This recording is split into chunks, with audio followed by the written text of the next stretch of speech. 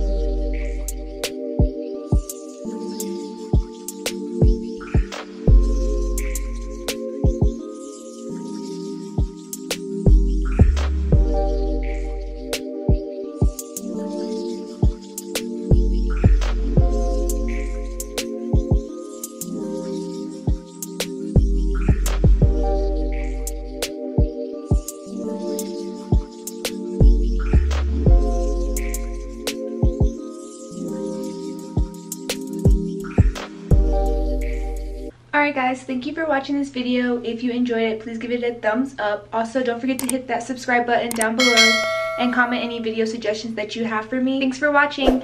Bye.